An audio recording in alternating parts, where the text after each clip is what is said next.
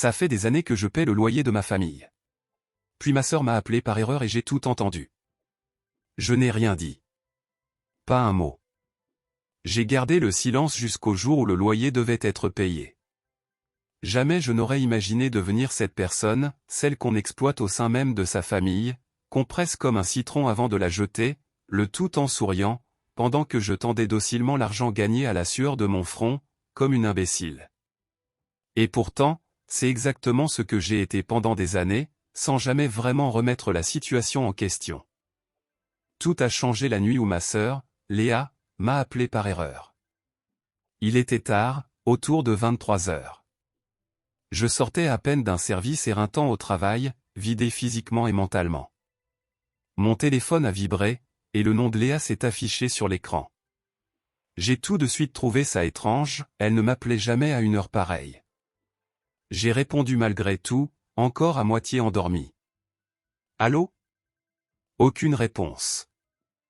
Juste des voix étouffées, des éclats de rire, et le tintement très reconnaissable de verres qui s'entrechoquent.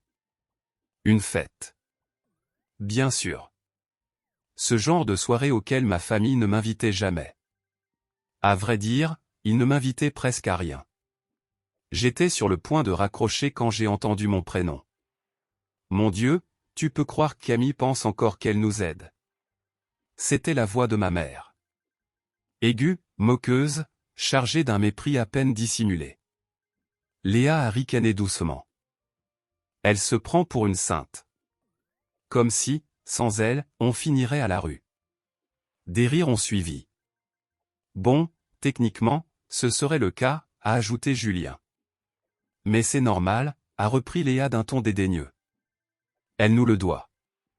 Elle n'a ni mari, ni enfant, rien du tout. À quoi d'autre elle pourrait dépenser son argent ? Un frisson m'a parcouru l'échine. Oh, s'il te plaît, a ricané ma mère. Elle ne paie pas par générosité. Elle paie parce qu'on l'y oblige. Elle ferait quoi sinon ? Nous laisser tomber ? Elle a prononcé ces mots comme si l'idée elle-même la dégoûtait. C'est justement pour ça qu'on devrait lui demander plus, a continué Léa, parfaitement détendue. Elle a eu une augmentation récemment. Elle peut se le permettre. Julien a sifflé doucement. Appartement de luxe, nouvelle voiture, voyage. Elle s'en sort très bien. Pendant que nous, on doit compter pour se payer le dernier iPhone. Exactement, a soupiré Léa.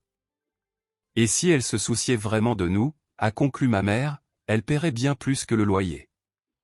Les courses, les factures, les petits plaisirs de maman. Mon estomac s'est noué violemment. Ce que je donnais ne servait pas à couvrir des besoins essentiels. Je finançais leurs caprices, leur sentiment d'avoir tous les droits. J'ai eu envie de raccrocher, de hurler, de tout balancer. Mais je n'ai rien fait. Je suis resté immobile, le téléphone serré si fort que mes doigts me faisaient mal, à écouter ma propre famille et ceux pour qui je m'étais sacrifié et me démonter comme si je n'existais pas. Franchement, a soupiré ma mère avec exagération, qu'est-ce qu'elle pourrait faire d'autre ? Arrêter de payer ? Ils ont éclaté de rire. J'ai serré les dents, sentant la colère bouillir dans mes veines. Pour eux, j'étais coincée. Dépendante. Incapable de couper les vivres. Ils n'avaient aucune idée de ce qui était en train de naître en moi. Je suis resté là, le téléphone collé à l'oreille, le cœur battant comme un tambour de guerre. L'appel continuait. Aucun d'eux ne s'était rendu compte de mon écoute. Léa a lâché ce rire strident qui m'avait toujours donné l'impression d'être la cible d'une blague que je ne comprenais pas. Vous vous souvenez quand elle a essayé de dire non, cette fois-là ? Oui, a reniflé Julien. C'était il y a quoi, 2 ans ? Elle voulait poser des limites, ou une idiotie du genre. Ma mère a éclaté de rire. Et regardez à quelle vitesse elle a cédé. 2 ou 3 larmes, et hop, elle nous suppliait presque de l'aider à nouveau. Tellement dramatique, a soupiré Léa. Elle est faible.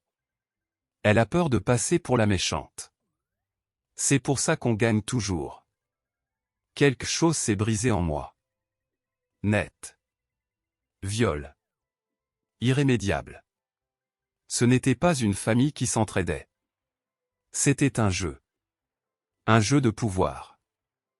Ils s'amusaient à mes dépens, riaient pendant que je me vidais de mon sang pour eux. Elle est tellement prévisible, a repris Julien avec condescendance. Elle croit que si elle continue à payer, on finira par la respecter. Genre, ok, merci pour le loyer, a ironisé Léa. Mais ça ne veut pas dire qu'on est obligé de l'aimer. Je ne me suis rendu compte de la force avec laquelle je serrais le téléphone qu'au moment où la douleur a envahi mes doigts. Franchement, a poursuivi Léa d'un ton faussement doux, elle pourrait être plus amusante. On est censé être une famille, mais chez elle, c'est boulot, boulot, boulot. Aucune personnalité. Aucune vie sociale. C'est vrai, a approuvé ma mère. Au moins, elle sert à quelque chose. C'était la goutte de trop. Pourtant, je n'ai toujours pas bougé. Je n'ai même pas respiré. Je suis restée silencieuse, à écouter, parce que s'ils me croyaient faible et prévisible, alors je leur donnerais exactement ce qu'ils attendaient, pour l'instant. Bon, a repris ma mère d'un ton léger, il faudra qu'on lui parle bientôt. Le loyer augmente. Le mois prochain, elle devra payer la différence. Elle va encore faire sa tête de victime, a ricané Julien. Oh non, je ne peux pas payer. Il a imité ma voix de manière grotesque. Mais elle peut payer. Elle ne veut juste pas. Exactement, a tranché ma mère. Elle doit comprendre qu'on a, nous aussi, des besoins. Elle ne parlait ni de nourriture, ni d'électricité, ni de soins médicaux. Non. Elle parlait de leurs envies, de leurs caprices. Et puis, a ajouté Léa, elle met de plus en plus de temps à payer.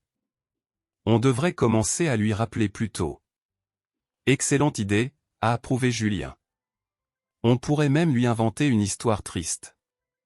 Ajouter un peu de drame. Et maman, a poursuivi Léa, tu devrais encore pleurer. Ça marche toujours. Ma mère a gloussé. Bien sûr, ma chérie. Je sais exactement quoi dire. Une sensation glaciale m'a noué le ventre. Je suis resté là, les yeux fixés sur le sol, sentant mon monde basculer. Ils étaient fiers. Fiers de me manipuler, de m'essorer jusqu'au dernier centime, puis de rire de moi dans mon dos. Et ils pensaient sincèrement que ça continuerait ainsi. J'ai avalé ma salive, me forçant à garder une voix calme, posée. Et enfin, j'ai parlé. Allô ? Le silence qui a suivi a été assourdissant. Je suis resté à fixer l'écran noir de mon téléphone, désormais silencieux, le doigt suspendu au-dessus du journal d'appel, comme si j'avais besoin d'une preuve tangible que tout ce que je venais d'entendre n'était pas le fruit de mon imagination. Ils avaient raccroché dès qu'ils avaient reconnu ma voix. Pas un mot. Pas une excuse maladroite. Pas même un mensonge pour sauver les apparences. Juste ce petit clic sec, brutal.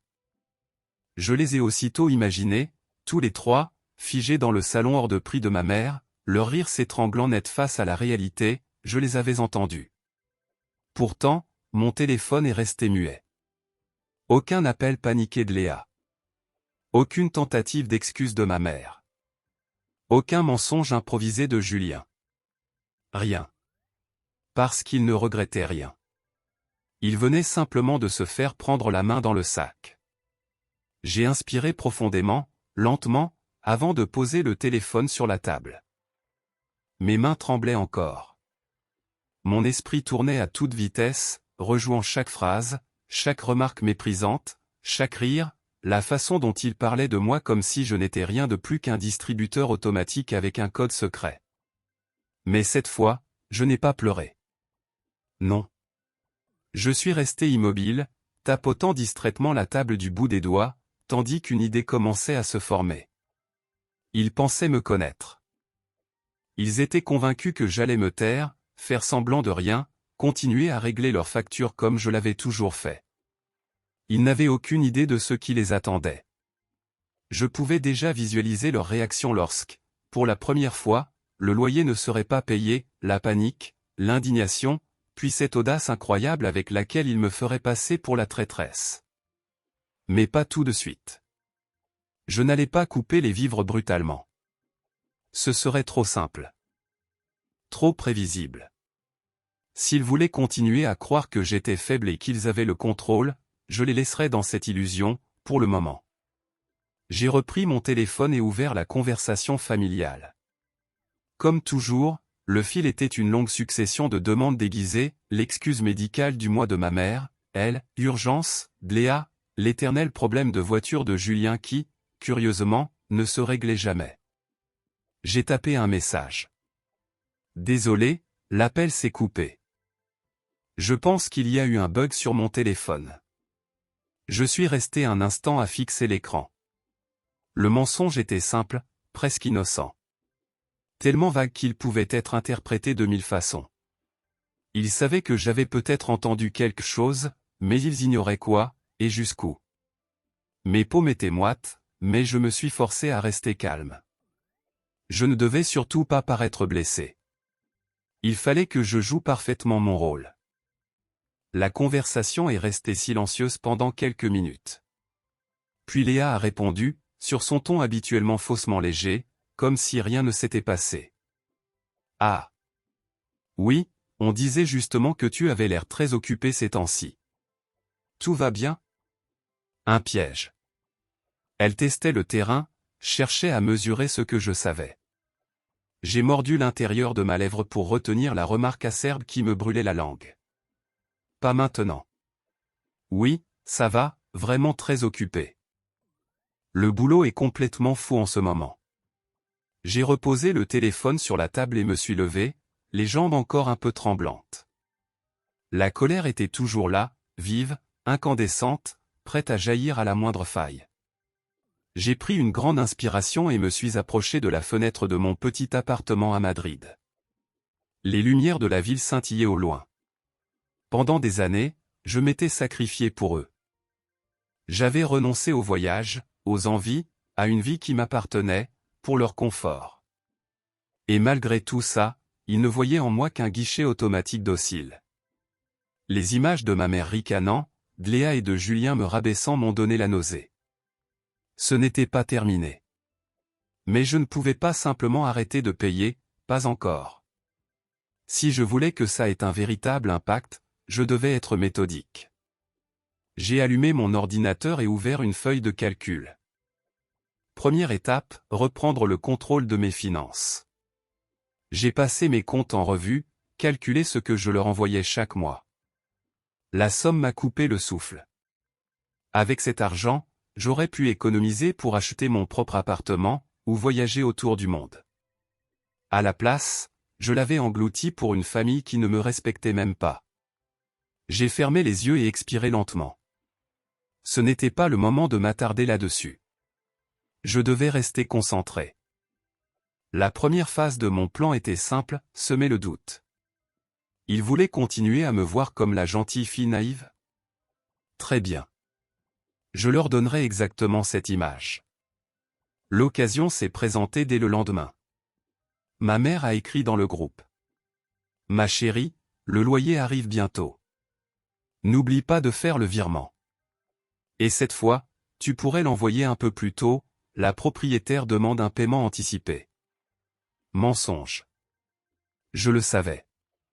La propriétaire n'avait jamais demandé ça. Mais elles essayaient simplement de m'extorquer davantage. J'ai serré les dents et répondu presque immédiatement. Oh oui, bien sûr. Mais j'ai un souci avec la banque.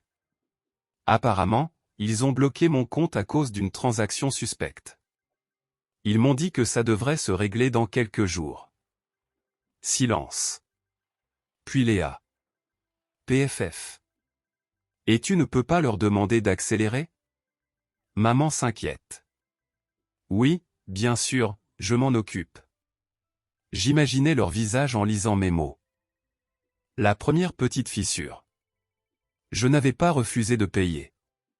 J'avais simplement évoqué un problème. Juste assez pour les mettre mal à l'aise. Eux ne pouvaient pas régler le loyer. Ils n'avaient jamais pu. Et pour la première fois, ils n'avaient aucune certitude que je le ferais à leur place. Les heures ont passé. Comme prévu, ma mère a tenté de m'appeler. J'ai ignoré. Puis Léa. Puis Julien. J'ai laissé les messages s'accumuler. Camille, c'est sérieux? Maman est très inquiète. Dis-nous quelque chose. J'ai attendu la nuit pour répondre. Les gars, s'il vous plaît, je fais de mon mieux. Je ne peux pas faire de miracle. Une réponse crédible. Réaliste. Mais suffisamment floue pour entretenir l'angoisse. Pour la première fois de ma vie, je les tenais exactement là où je le voulais. Quelques jours plus tard, il ne restait plus que 24 heures avant la date limite du loyer. Ma mère a finalement explosé dans la conversation. Camille, j'ai besoin de savoir. Est-ce que tu pourras payer ou non? J'attends toujours que la banque débloque mon compte. Cette fois, il n'y a pas eu de réponse immédiate. Je les imaginais, nerveux, la tension montant peu à peu dans le salon. Puis un message de Léa est apparu. On doit te parler. Maintenant. J'ai fixé l'écran et un léger sourire s'est dessiné sur mon visage. Il commençait à ressentir ce que j'avais enduré pendant des années, la pression, l'incertitude, la peur de tout perdre. Pour la première fois, ce n'était plus moi qui tremblais. J'ai pris une profonde inspiration avant d'écrire la phrase qui allait tout changer. D'accord. Mais cette fois, les choses seront différentes. Je me suis assise sur le bord du lit, les yeux rivés sur mon téléphone. Le message de Léa s'affichait encore, on doit te parler maintenant. Mon cœur battait jusque dans mes tempes. Je savais que cette conversation marquerait un tournant. Pendant des années, j'avais encaissé en silence. J'acceptais leurs humiliations, je sortais mon portefeuille sans réfléchir. Mais cette époque était révolue. J'ai respiré profondément et j'ai retapé, lentement, pour bien ancrer mes mots. D'accord. Mais cette fois, les choses seront différentes. La double coche bleue est apparue presque aussitôt. Moins de 5 secondes plus tard, mon téléphone vibrait dans ma main. Appel entrant, Léa. Je l'ai laissé sonner quelques secondes. Je ne devais paraître ni affolé, ni en colère. Je devais garder le contrôle. Allô? Ai-je répondu d'un ton neutre. Camille. Sa voix était tendue, presque agacée. Qu'est-ce qui se passe? Maman est hystérique. Tu dis que tu ne peux pas payer le loyer? J'ai pincé les lèvres. Je n'ai jamais dit ça. J'ai dit que j'avais un problème avec la banque. Silence. Je l'imaginais froncer les sourcils. Mais tu vas le payer, hein? La menace voilée, toujours la même méthode, me culpabilisait pour me faire céder. Mais plus cette fois. Je ne sais pas, Léa. Peut-être que c'est aussi à vous de trouver des solutions. Le silence s'est étiré, puis elle a lâché un petit rire sec. Tu plaisantes, là? Pas du tout. Maman va devenir folle.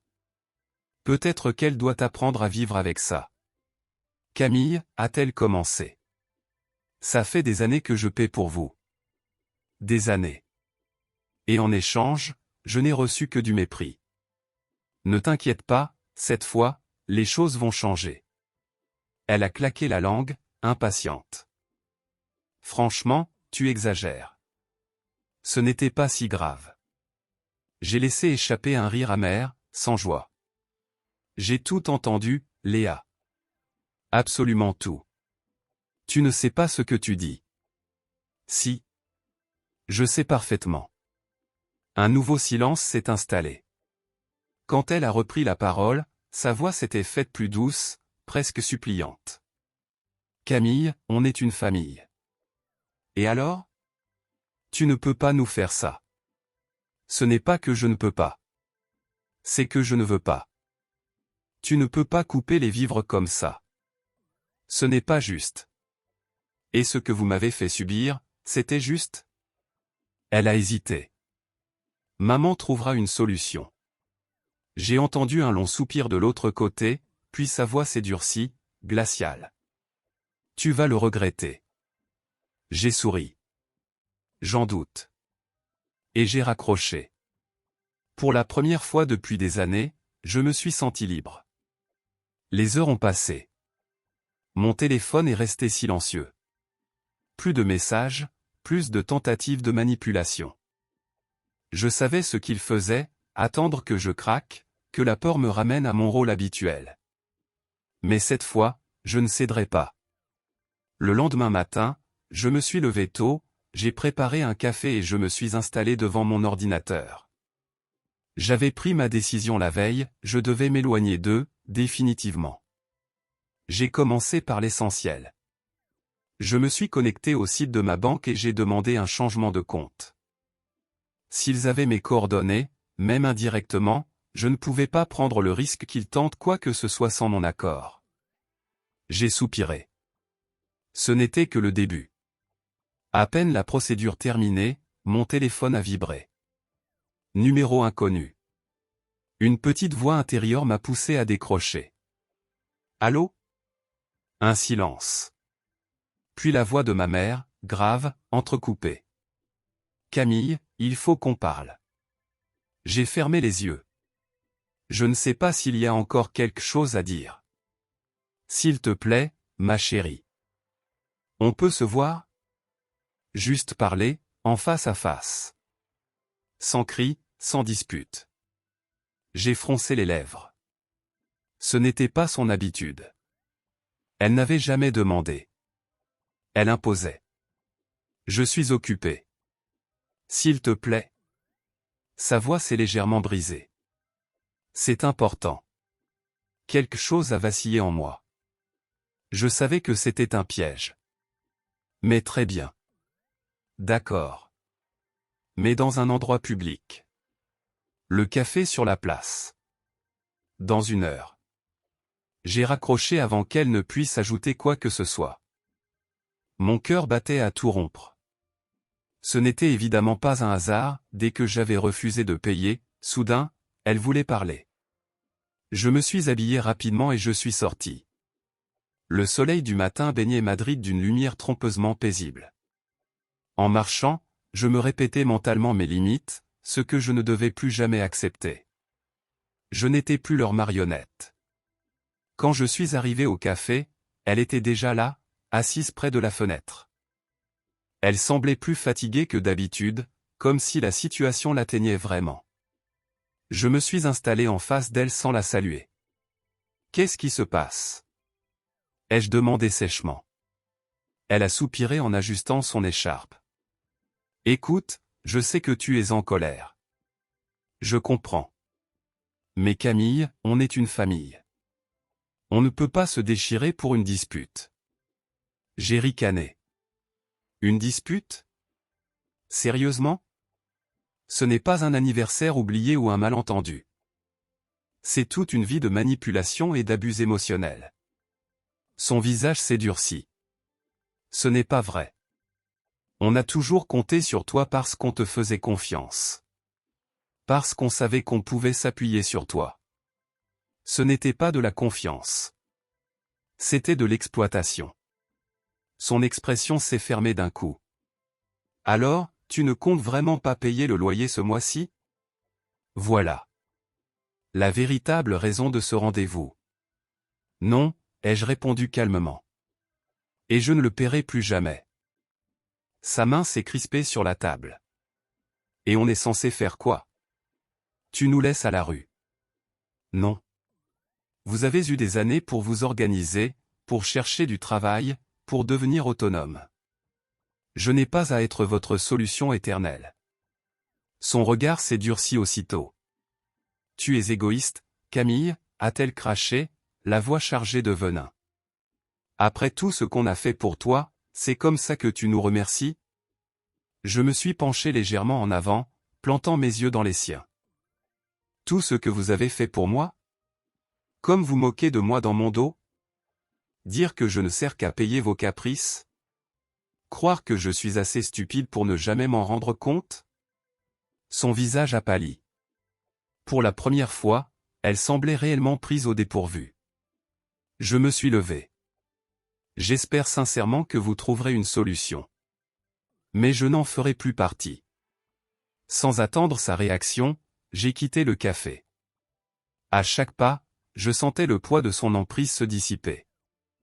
Pourtant, au fond de moi, je savais que ce n'était pas terminé. Il n'abandonnerait pas si facilement. Et moi non plus. Dehors, l'air froid du matin m'a fouetté le visage sans réussir à éteindre le feu qui brûlait en moi. Je m'attendais à des cris, à des larmes, à des supplications. À la place, j'avais trouvé du poison déguisé en inquiétude. Cette fois, je ne tomberai pas dans le piège. Mon téléphone a vibré dans ma poche. Je ne l'ai même pas regardé. Je savais que le message venait de ma mère, de Léa ou de Julien, et je n'avais aucune envie de lire une nouvelle tentative de culpabilisation ou de fausses excuses. J'ai continué à marcher, sans but précis, laissant Madrid m'engloutir dans son agitation matinale. Quand je suis enfin rentré chez moi, je me suis effondré sur le canapé. Mon esprit tournait à toute vitesse. Je savais qu'ils ne resteraient pas sans réaction, mais j'ignorais encore quelle serait leur prochaine manœuvre. Je n'ai pas attendu longtemps pour le découvrir. Dans l'après-midi, un numéro inconnu m'a appelé. « Allô ?» ai-je répondu, la voix encore tendue par la confrontation du matin. « Bonjour, mademoiselle Camille. Nous vous appelons du cabinet de Maître Lefebvre, au sujet d'une plainte déposée par votre famille. » Je suis resté figé. « Une plainte ?» ai-je répété, comme si le mot n'avait aucun sens. « Oui. Votre mère, Madame Monique, affirme que vous retenez injustement de l'argent et que vous mettez en danger leur situation de logement. Nous souhaitions convenir d'un rendez-vous pour en discuter. » J'ai mordu l'intérieur de ma lèvre. Ils l'avaient fait. Ils avaient franchi une nouvelle limite pour me forcer à payer. Je vais être très clair, ai-je dit en me redressant. Jusqu'au mois dernier, je payais leurs frais sans aucune obligation légale. J'ai décidé d'arrêter parce que j'estimais que cela suffisait. Il n'y a rien d'illégal là-dedans. Un bref silence a suivi. Je comprends, a répondu l'avocat. Nous voulions simplement vous offrir l'occasion de clarifier la situation avant toute démarche formelle. Faites ce que vous voulez, ai-je répliqué, la rage nouée au ventre. Ils n'ont aucun fondement juridique pour m'attaquer. J'ai raccroché avant qu'ils ne puissent ajouter un mot. La colère me consumait. Non content de me manipuler émotionnellement, ils tentaient désormais de m'intimider par des moyens juridiques. J'ai pris une profonde inspiration. S'ils voulaient jouer à ce jeu-là, j'allais apprendre à y jouer aussi. J'ai ouvert mon ordinateur et commencé à rédiger un mail. J'ai contacté mon propre avocat. Je voulais m'assurer que plus jamais ma famille n'aurait accès à ma vie financière. Et j'avais des preuves, des captures d'écran de messages réclamant de l'argent pour des caprices, des relevés de virements à leur nom. Ils ne gagneraient pas. Mais ils ne lâcheraient pas facilement. Je le savais. Quelques heures plus tard, j'ai reçu un message de Léa. Si c'est ce que tu veux, très bien. Mais n'oublie pas que toi aussi, tu as des secrets. Un frisson m'a traversé. De quoi parlait-elle? Qu'est-ce qu'il préparait? Le pire, c'était que, connaissant ma famille, je savais que tout était possible. J'ai passé la nuit les yeux grands ouverts, fixant l'écran de mon téléphone, relisant encore et encore le message de Léa. Toi aussi, tu as des secrets. Ces mots tournaient en boucle dans ma tête. Je cherchais, je fouillais dans ma mémoire, sans rien trouver. Mais ils étaient passés maîtres dans l'art de déformer la vérité jusqu'à en faire une arme. L'aube s'est levée sans que je n'ai fermé l'œil. Je me suis levé avec une certitude nouvelle, je ne me laisserai plus intimider. La meilleure défense, parfois, c'est l'attaque. J'ai pris mon téléphone et composé le numéro de Léa. Il a sonné plusieurs fois avant qu'elle ne décroche. Eh bien! Quelle surprise, a-t-elle lancé avec une moquerie à peine voilée. Je pensais que tu serais trop occupé à profiter de ta liberté. De quoi tu parles quand tu dis que moi aussi j'ai des secrets? Ai-je demandé, sans détour. Un silence, puis un petit rire sec. Camille, tu croyais vraiment pouvoir t'en tirer comme ça, sans conséquence? Personne ne quitte la famille sans en payer le prix. Je ne vous abandonne pas.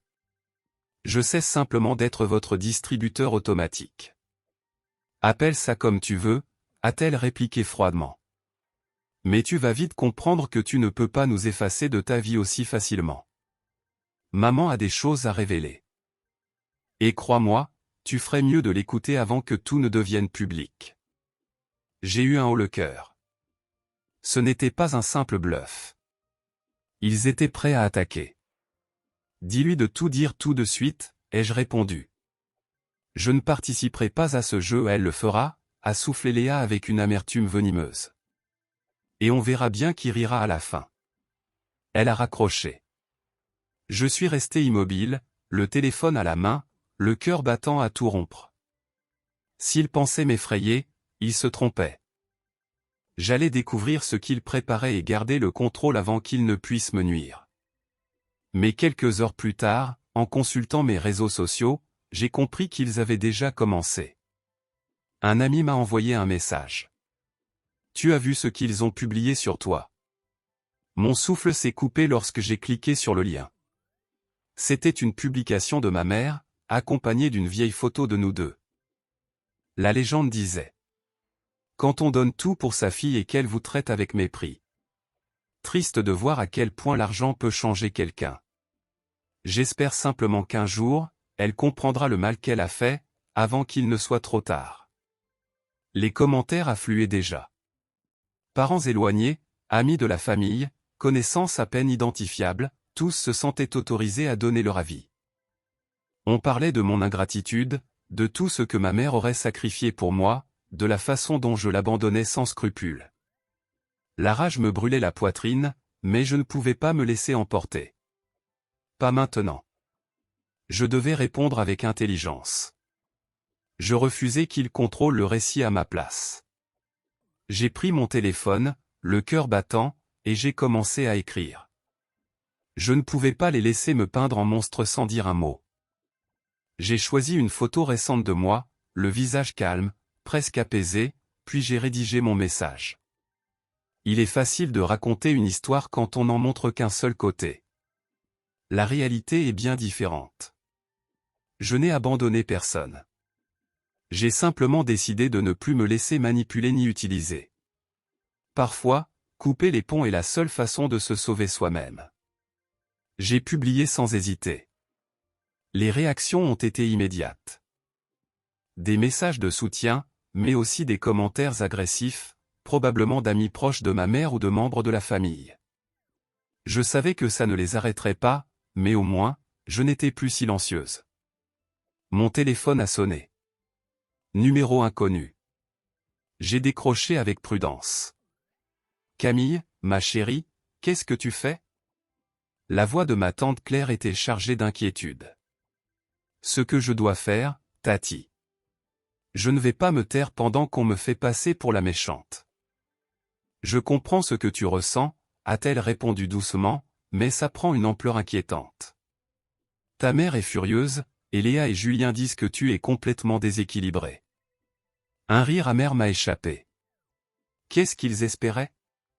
Que je reste silencieuse pendant qu'ils détruisent ma réputation? Je sais qu'ils ont été durs avec toi, mais tu ne penses pas que ce serait mieux de régler ça en privé? Régler quoi? Depuis quand ils savent discuter sans manipuler? Claire a soupiré. Je te préviens simplement, ils ne vont pas rester les bras croisés. Ils préparent quelque chose. Puis elle a raccroché. Elle avait raison. Ce n'était que le début. Un nouveau message de Léa est arrivé. Tu l'as cherché. Ne viens pas te plaindre après. Mon ventre s'est noué. Qu'est-ce qu'il tramait encore? Je n'ai pas eu à attendre longtemps. Un ami m'a écrit. Tu as vu ce que Julien a posté? Mon souffle s'est coupé quand j'ai cliqué sur le lien. C'était une publication de Julien, accompagnée d'une photo de moi prise des années plus tôt, lors d'une fête. J'y souriais, un verre à la main. Rien de choquant en soi. Mais la légende, elle, était un coup porté en plein cœur. Certaines personnes se font passer pour des victimes alors qu'en réalité, elles mènent une vie d'excès et d'égoïsme. Triste de voir comment certains oublient leurs racines. L'impact a été immédiat. Des commentaires violents. Des messages privés m'accusant de choses inventées de toutes pièces. Ils tordaient la réalité pour me transformer en coupable idéal. Mon sang bouillonnait, mais je devais rester lucide. Cette fois, il n'allait pas s'en sortir aussi facilement. J'ai pris une profonde inspiration et allumé mon ordinateur. Puisque c'était la guerre, j'allais me défendre.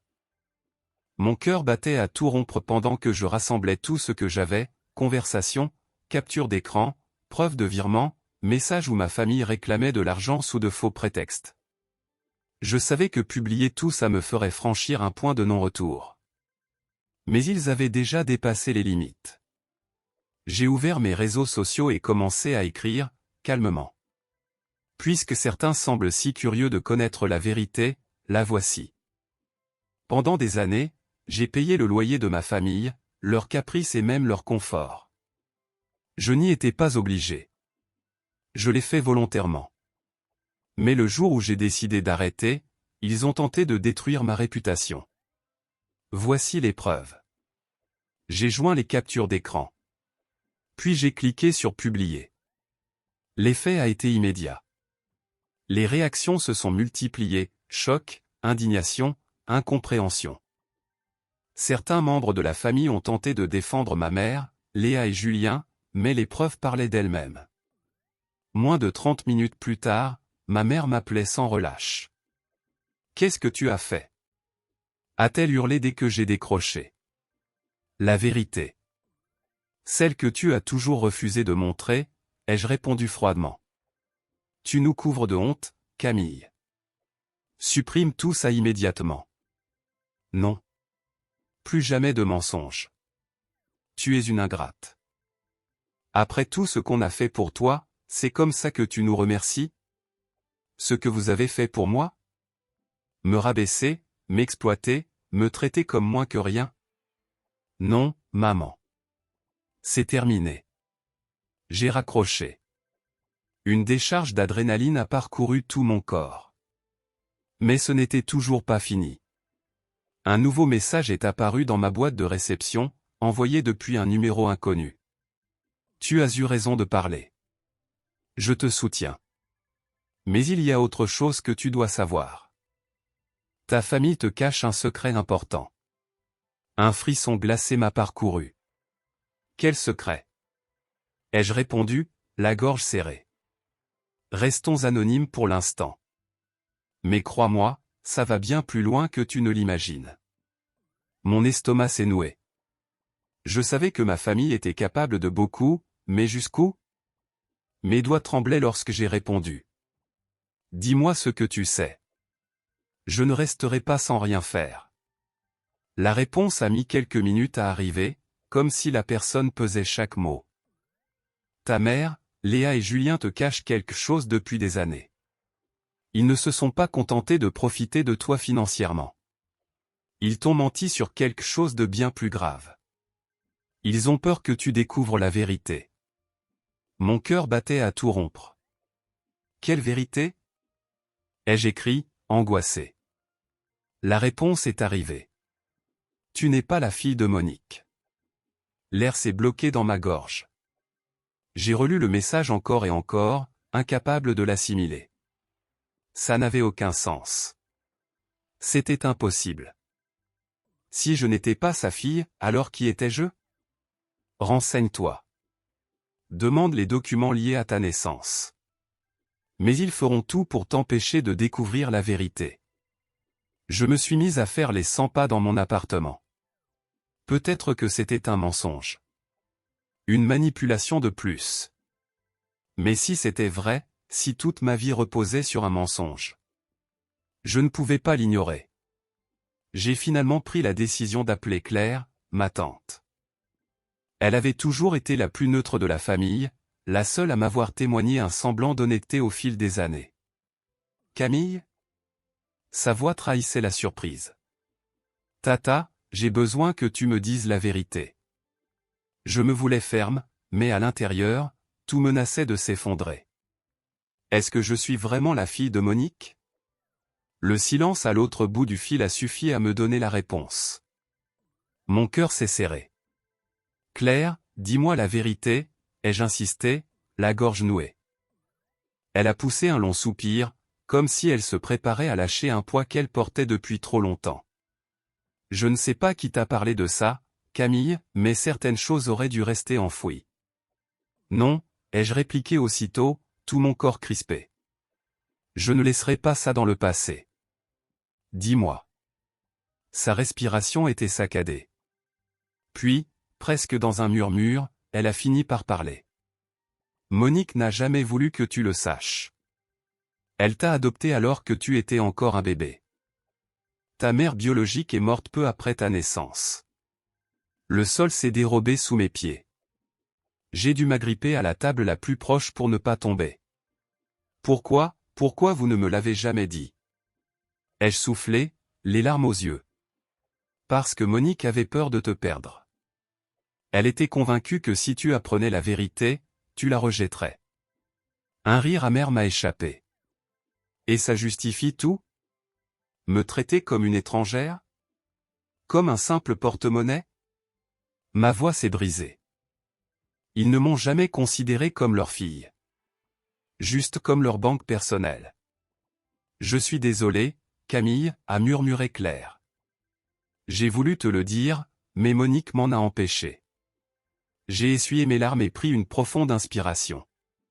Je ne pouvais pas changer le passé, mais je pouvais décider de ce que j'allais faire de cette vérité. Et la première chose, c'était de les affronter. Malgré mes mains tremblantes, j'ai ouvert le groupe familial et écrit. On doit parler. Maintenant. Cette fois, c'était moi qui menais la danse. Le message est resté en vue. Aucune réponse immédiate. Je savais qu'il l'avait lu. Et je savais aussi qu'il hésitait, cherchant comment reprendre le contrôle. Je me suis assise, les poings serrés. Étrangement, je n'avais plus peur. Quelques minutes plus tard, mon téléphone a vibré.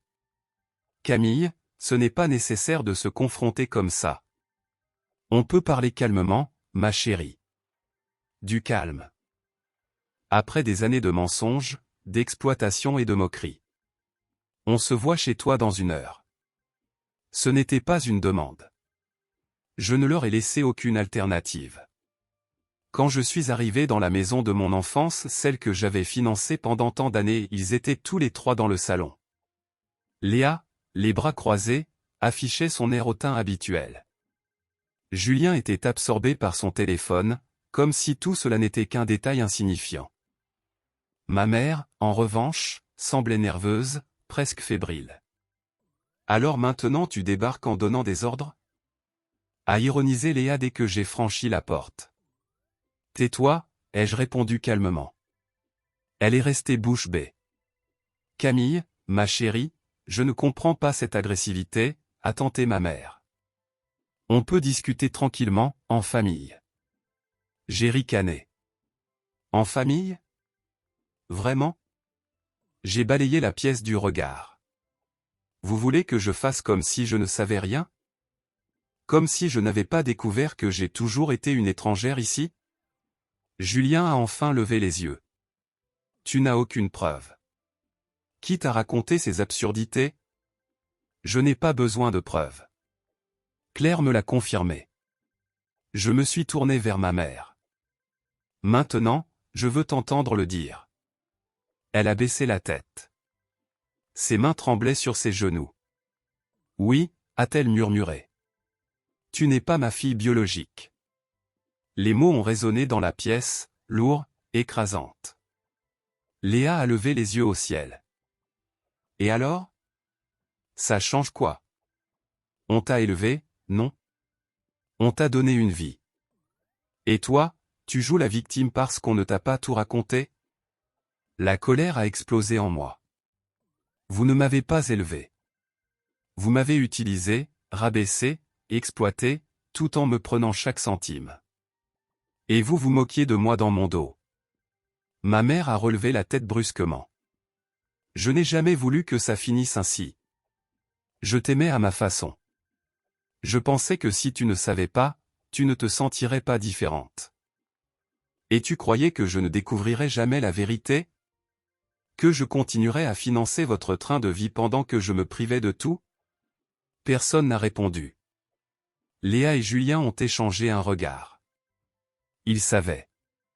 Leur emprise était brisée. Je me suis levé lentement. C'est terminé. Je ne veux plus vous voir. Ne m'appelez plus. Ne m'écrivez plus. Pas d'excuses. Rien. Je ne vous dois plus rien. Ma mère a éclaté en sanglots, sans tenter de me retenir. Léa, furieuse, a croisé les bras. Julien est retourné à son téléphone. Je me suis dirigé vers la porte, sentant un poids immense quitter mes épaules. Juste avant de sortir, je me suis retourné une dernière fois. Au fait, le loyer de ce mois-ci n'est pas payé. Bonne chance. J'ai claqué la porte derrière moi. Dehors, l'air glacé m'a fouetté le visage, mais pour la première fois depuis longtemps, j'ai respiré à plein poumon. Sans peur. Sans chaîne. Cette fois, c'était vraiment fini. Les semaines suivantes, aucun signe de vie. Ni appel, ni message de ma mère, de Léa ou de Julien. Au début, ça m'a semblé étrange. Puis j'ai compris, ils ne savaient tout simplement pas comment survivre sans leur source d'argent. Ils pensaient que je reviendrais. Ils se trompaient. Peu à peu, je me suis reconstruite. Nouveau compte bancaire. Nouveau numéro. Des blocages partout où il le fallait.